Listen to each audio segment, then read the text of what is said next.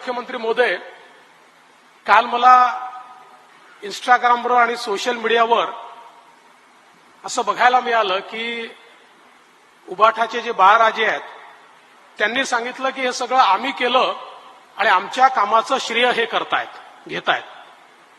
पहिल्यांदा तर त्यांना सांगतो, आम्ही दुसऱ्याच्या कामाचे श्रेय घेणारे लोक नाही आहोत. जे आम्ही करतो त्याचं श्रेय आम्ही या ठिकाणी घेतो. आणि हे जे संपूर्ण काम आहे, खरं म्हणजे मला या निमित्ताने सांगितलं पाहिजे की या कोस्टल रोडची संकल्पना काही नवीन नव्हती. अनेक वर्ष ही संकल्पना या ठिकाणी होती.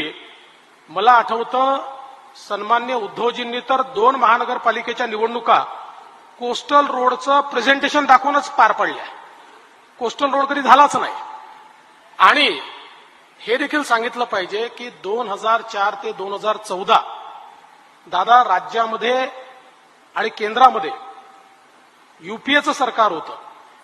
कोस्टल रोडमधला सगळ्यात मोठा प्रॉब्लेम काय होता, तर आपल्या नियमांमध्ये सी लिंक बांधणं अलाउड होतं, पण कोस्टल रोड अलाउड नव्हता. याचं कारण कोस्टल रोड करता रेक्लेमेशन करावं लागतं आणि रेक्लेमेशन केलं तर सीआरझेडची लाईन बदलते आणि म्हणून रेक्लेमेशन करू देणार नाही, अशा प्रकारची केंद्र सरकारची भूमिका होती.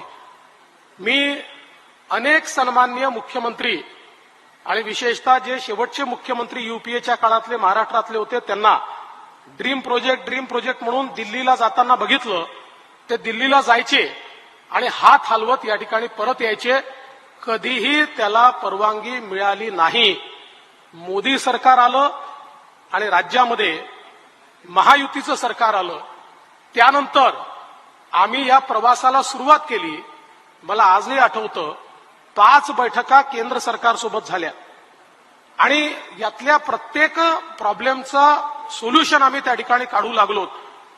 ज्यावेळेस असा विषय आला की ठीक आहे, आम्ही रेक्लेमेशनला परवानगी देऊ, पण रेक्लेमेशनमुळे या ठिकाणी सीआरझेडची लाईन बदलेल. आम्ही त्यांना अंडरटेकिंग दिलं. आम्ही सांगितलं, आम्ही सीआरझेडची लाईन बदलणार नाही.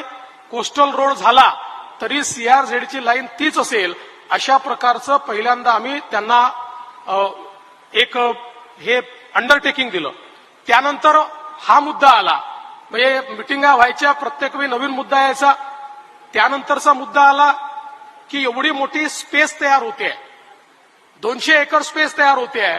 राज्य सरकार आणि महानगरपालिका या स्पेसमध्ये रिअल इस्टेट तयार करेल आणि त्यातनं सस्टेनेबिलिटी सगळी घालवली जाईल. आणि तुम्ही जे म्हणता कोस्टल रोडमुळे इंधन वाचेल, कोस्टल रोडमुळे ट्रॅफिक जाम वाचेल, त्याच्या दुप्पट तुम्ही त्या ठिकाणी मोठ्या प्रमाणात बिल्डिंग्स तयार कराल आणि त्यामुळे आम्ही याला परवानगी देऊ शकत नाही. आपण दुसरं अंडरटेकिंग त्यांना दिलं की हा संपूर्ण जो काही लँड तयार होणार आहे, जी जमीन तयार होणार आहे रिक्लेमेशनमुळे, या जमिनीवर पार्क्सच्या व्यतिरिक्त, उद्यानांच्या व्यतिरिक्त, मैदानांच्या व्यतिरिक्त आम्ही एकही बांधकाम करणार नाही. CEN न्यूज, देश प्रदेश की ताजा तरीन खबरों के लिए CEN न्यूज को सब्सक्राइब करें और रहें पल पल की खबर से हर पल बाखबर.